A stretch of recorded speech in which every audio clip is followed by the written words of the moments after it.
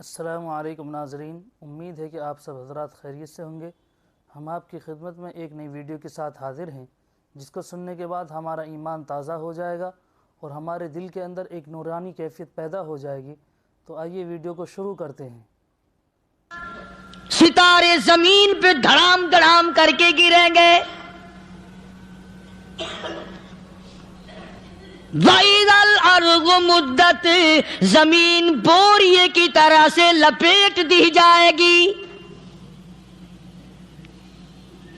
وَإِذَا الْجِبَالُ سُيِّرَتْ، یہ بڑے بڑے پہاڑ ہوا میں کپاس کی طرح اڑتے پھریں گے۔ تمام کے تمام علامات قرآن کریم بتا رہا ہے، اور آج مسلمان ہے، میں خود ہوں، آپ ہیں، میں قسم کھاتا ہوں کہ ہمیں خدا کے کلام پہ یقین کوئی نہیں۔ اگر یقین ہو پھر یہ غفلت۔ صحابی مدنی کریم صلی اللہ تعالی علیہ وسلم کا ساری رات کروٹیں بدلتا ہے، صبح ہوئی بیٹی نے پوچھ لیا، ابا جان میں ساری رات دیکھتی رہی، آپ کو نیند نہیں آئی، کیا کوئی تکلیف ہے؟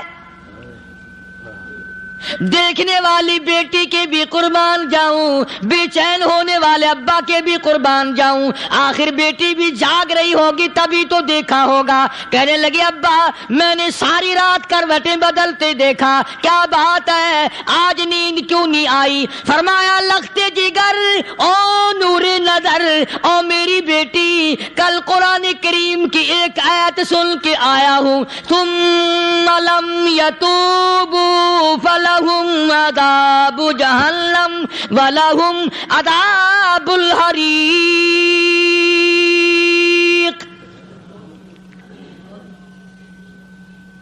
او میری بیٹی جس نے قرآن کریم کے ذریعے جہنم کی خبر سن لی ہو، جہنم کے انگاروں کی خبر سنی ہو، جس نے جہنم کی تباہ کاریاں سن لی ہو، او میری بیٹی نیند کیسے آئے؟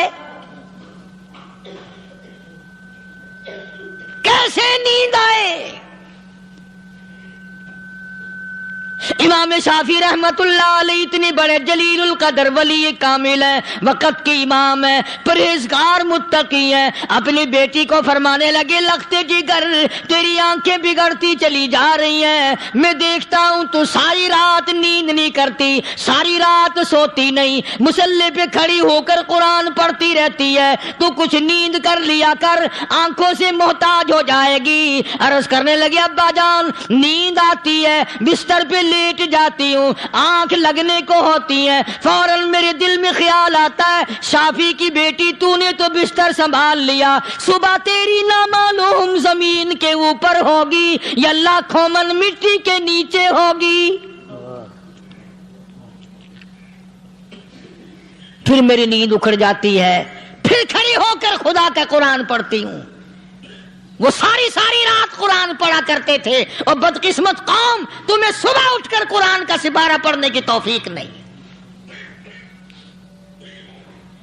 ہے۔ مسلمان پر قرآن کا دیدار نصیب نہیں، قرآن کی زیارت نصیب نہیں، گدھے کی طرح کھاتے سو گئے اور گدھے کی طرح صبح اٹھ کر کھانا پینا شروع کر دیا۔ تو رب کے کلام کا اتنا باغی کہ تو دیکھنا پسند نہیں کرتا۔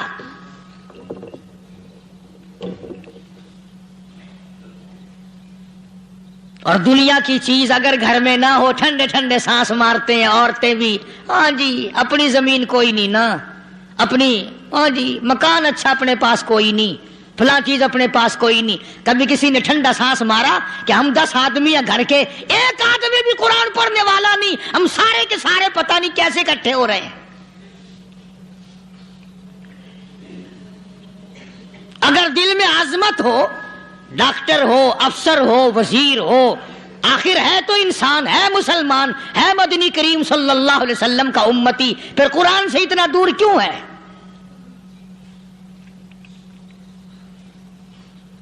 تو اللہ پاک جل شانہ نے فرمایا میرے بندے ہر حال میں ڈر، ہاں تیری ساری چلاکیوں کو میں جانتا ہوں، تیری ساری ہوشیاریوں کو میں اچھی طرح جانتا ہوں۔ فرمایا وہ دن دور نہیں، آیا وقت قیامت کا، آیا، کوئی کسی کے کام نہیں آئے گا۔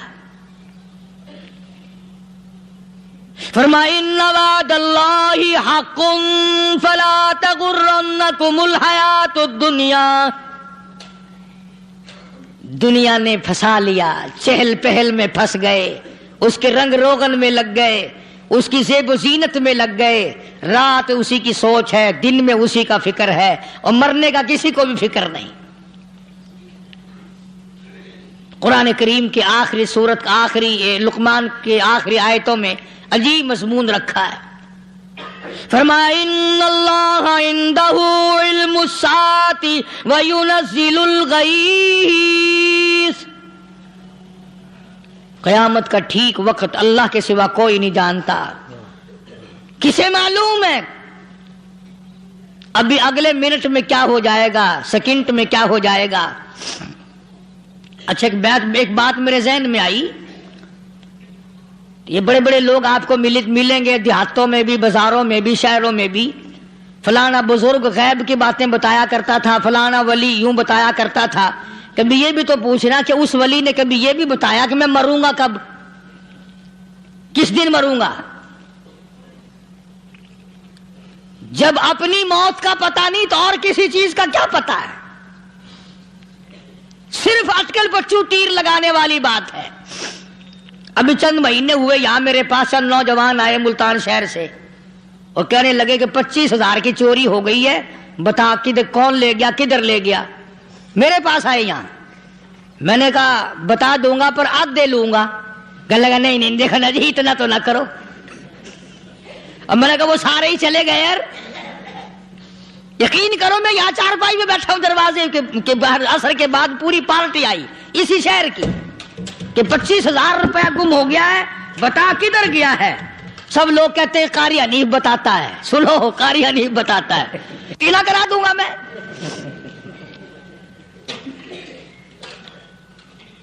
جتنا میں نے انکار کیا میرے سر ہوتے چلے گئے. اخیر میں نے بکواس کر دی. میں نے کہا اچھا بتاؤں گا پھر آدھے لوں گا. کہنے لگے نہیں. تماشا دیکھا یعنی اندازہ لگاؤ کہ ہم شہر سے سن کر آئے ہیں کہ قاری حنیف چوریاں بتاتا ہے. اللہ غنی، کس کو معلوم ہے کہ ابھی کیا ہو جائے گا. اللہ پاک نے کسی کو نہیں بتایا. فرمایا ان اللہ عندہ علم الساعۃ وینزل الغیث. قیامت کا ٹھیک وقت کسی کو معلوم نہیں، بارش کا کوئی پتہ نہیں کب ہوگی، کتنی ہوگی. تم ابھی کہہ رہے ہوگے کہ جی محکمہ موسمیات والوں کو پتہ چلتا ہے.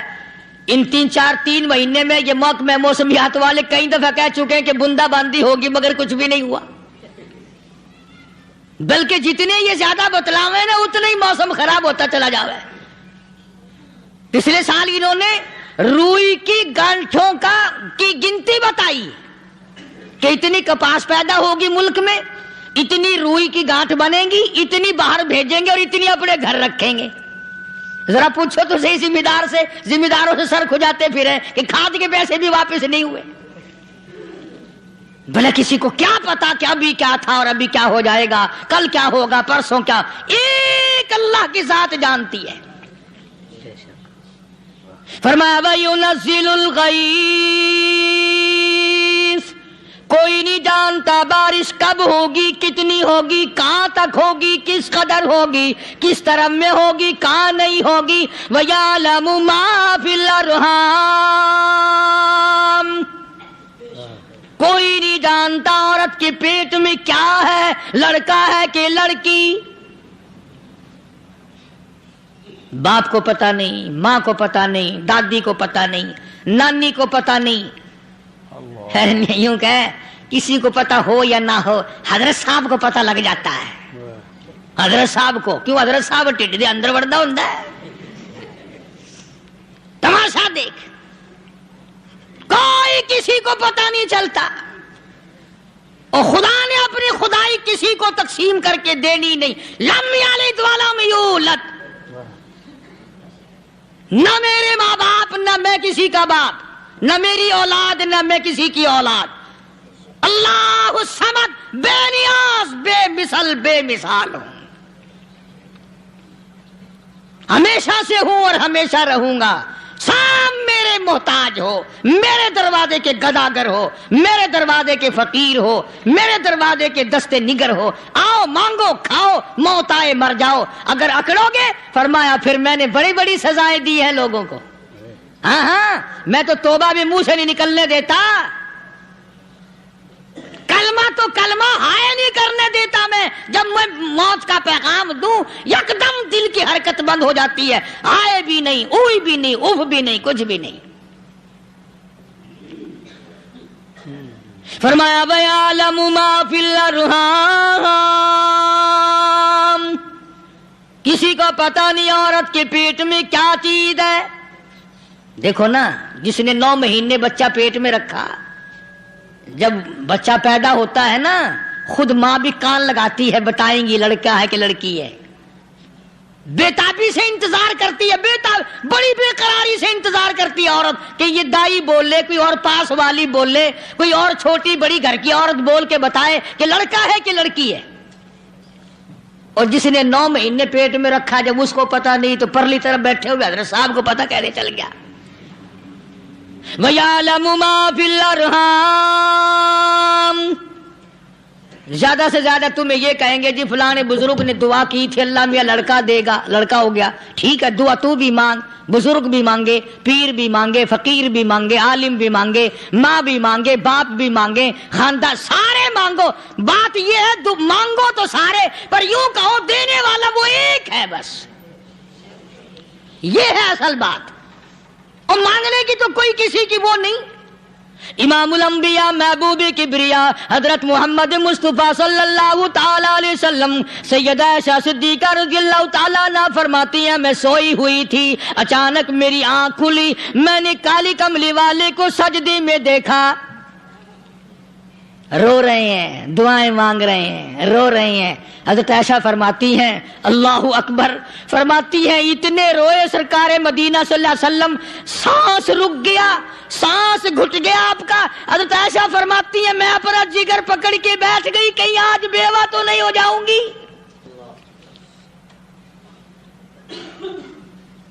نبی نے اتنا مانگا, اتنا مانگا, اتنا مانگا, اس کائنات میں مانگنے والا کوئی آیا ہی نہیں. ہر آن مانگا, ہر لمحہ مانگا, ہر گھڑی مانگا, اور اتنا مانگا. میری بات لکھ کے لے جاؤ انشاءاللہ, کچی پکی بات نہیں.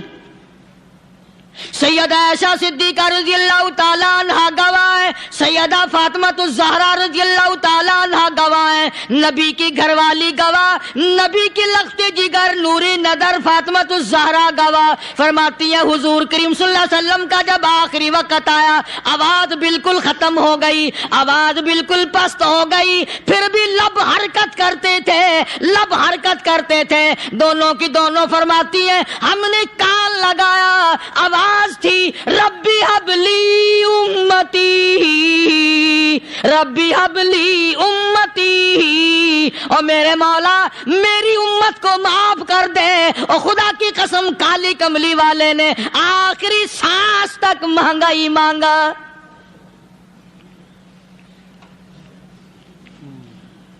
چاہے تیرے لیے مانگا, امت کے لیے مانگا, مگر ہر وقت مانگا.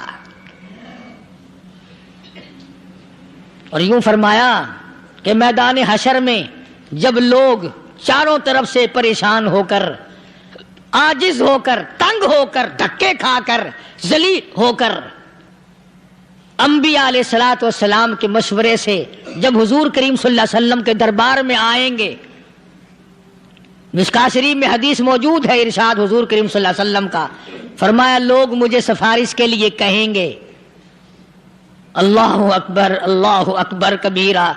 تو یوں فرمایا, یہ نہیں فرمایا کہ میں اللہ میاں کو ٹیلی فون کروں گا کہ دیکھنا ذرا خیال کرو امت آ رہی ہے میری, یا امت کو یہ کہے کہ رکا لے جاؤ, بلکہ یوں فرمایا جیسے امت آ کر کے مجھے پریشان کرے گی میں سجدہ کروں گا,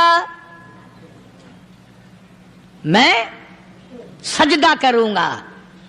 اس وقت بھی سر میرا در تیرا, جھولی میری عطا تیری, اور حدیث پاک کا اگر مضمون پڑھ کر دیکھو سارے مضامین حل ہو جائیں. یوں فرماتے ہیں خود حضور کریم کہ میں اتنا لمبا سجدہ کروں گا اس وقت قیامت میں، اتنا لمبا سجدہ کروں گا کہ 7 دن 7 راتیں کا وقت 1 ہفتے کے برابر وقت لگ جائے گا، میں سر سجدے سے نہیں اٹھاؤں گا.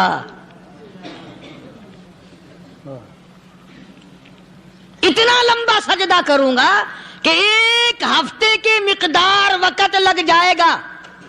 یہ مقدار کیوں فرمایا؟ قیامت کا دن ہے نا، دن ڈھلنا نہیں، چھپنا نہیں، رات آنی ہی نہیں، رات تو ہے ہی نہیں نا، اس لیے فرمایا 1 ہفتے کی مقدار دن لگ جائے گا، وقت ختم ہو جائے گا پورا ہفتے کے برابر. اس کے بعد اللہ پاک مجھے فرمائیں گے ارفع راسک یا محمد صلی اللہ علیہ وسلم، میرے محبوب سر اٹھاؤ، سل مانگو توتا دوں گا، مانگو دیا جائے گا. سوف یعطیک ربک فترضی، تیرا رب تجھے راضی کر دے گا. صحابہ کرام رضوان اللہ تعالی علیہ مجمعین نے عرض کر دیا یا رسول اللہ صلی اللہ علیہ وسلم آپ کس وقت راضی ہوں گے؟ کتنے لوگ جنت میں چلے جائیں گے، دوزخ میں چلے جائیں گے، آپ کس وقت راضی ہوں گے؟ خدا کی قسم اس محسن کائنات کا کیا کہنا کالی کملی والے نے جو ہم پر مہربانی فرمائی. یوں فرمایا جب تک ایک ایک امتی کلمہ پڑھنے والے کا ہاتھ پکڑ کر جنت میں نہ لے جاؤں میں محمد الرسول اللہ کو چین نہیں آئے گی. ایک ایک کو لے جاؤں گا اور چین نہیں آئے گا مجھے اس وقت بھی. تو عرض یہ کر رہا تھا کہ قرآن کریم نے اور تمام چیزوں میں عقیدے کا سدھار کہ عقیدہ بناؤ. یہ جو عقیدہ ہے نا اس کی حیثیت ایسی ہے جیسے پہلی اینٹ عمارت کی. اگر اینٹ ٹیڑھی ہو گئی تو ساری عمارت ٹیڑھی ہو جائے گی. اگر عقیدہ صحیح نہیں تو سارے اعمال ٹیڑھے ہو جائیں گے، اور اگر عقیدہ صحیح ہے تو اعمال بھی اور تمام افعال بھی اخلاق بھی تمام کی بنیاد جو ہے وہ صحیح رہے گی اور اچھی توفیق ہوگی. یہ عربی کلمہ ہے، آپ اور میں اگر کلمے کا معنی سمجھ لیں پھر بھی بات بنتی ہے. یہی تو معنی لا الہ الا اللہ، کوئی نہیں بگڑی بنانے والا، کوئی نہیں حاجت روا، کوئی نہیں مشکل کشا، کوئی نہیں تیرا ہاتھ پکڑنے والا، کوئی نہیں مجھے اور آپ کو اولاد دینے والا، کوئی نہیں بیوی بچے دینے والا، کوئی نہیں یہ ہر روز روٹی کھلانے پانی پلانے والا اس کے سوا کوئی نہیں الا اللہ، ایک اللہ کی ذات ہے. اور فرمایا کہ یہ بتایا کس نے کہ یہ سب کچھ کرنے والا کون ہے؟ محمد الرسول اللہ صلی اللہ علیہ وسلم، کہ ہمارے آقا اور مولا حضرت محمد الرسول اللہ صلی اللہ علیہ وسلم نے بتایا. تو قرآن کریم کی ان آیتوں نے وضاحت کر دی وما تدری نفس ماذا تکسب غدا، کسی کو پتہ نہیں کل کیا ہو جائے گا، صبح کو کیا ہو جائے گا، شام کو کیا ہو جائے گا. وما تدری نفس بأي أرض تموت، کوئی نہیں جانتا موت کس جگہ پہ آئے گی. کسے معلوم ہے کہ میری قبر کہاں بنے گی؟ کوئی نہیں جانتا میرے اس بدن کو جانور کھا جائیں گے. کسی کو علم نہیں ہے کہ قبر کا گڑھا ملے گا کہ نہ ملے گا، کفن ملے گا کہ نہ ملے گا، نماز جنازہ نصیب ہوگی کہ نہ ہوگی، غسل نصیب ہوگا کہ نہ ہوگا، کوئی نہیں جانتا. کلمہ پڑھتے موت آئے گی یا کنجری کے گانے سنتے گاتے موت آئے گی. کس کو علم ہے کہ آخری کلام جو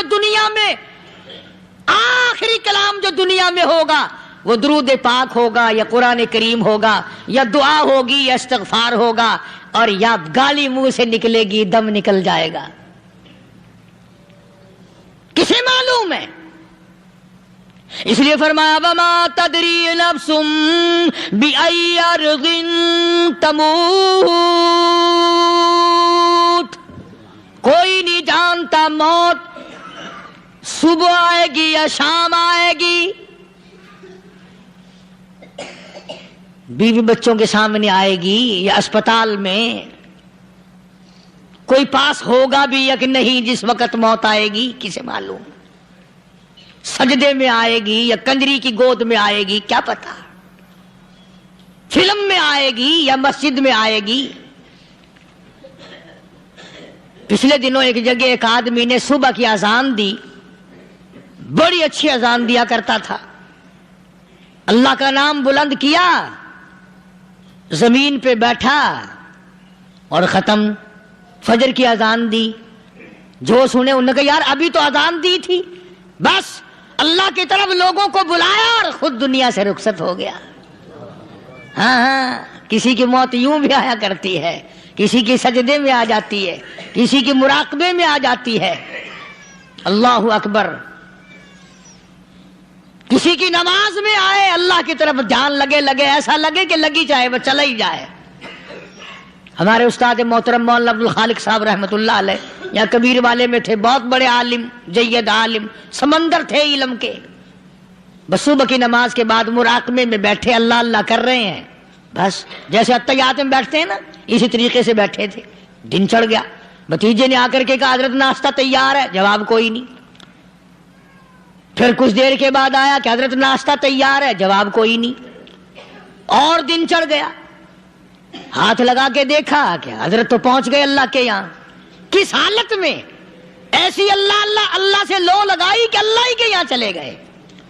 اور ان اللہ والوں کے پاس اس نیت سے لگا کرو میری آخرت بن جائے، میری قبر بن جائے، میرا آخری کلام جو دنیا میں ہو وہ کلمہ ہو، استغفار ہو، درود پاک ہو، قرآن کریم ہو، پھر تو مزہ ہے۔ اور اگر ہائے ہائے ہائے ہائے کرتے مر گئے تو کیا ہوا؟ فرمایا ان اللہ علیم الخبیر،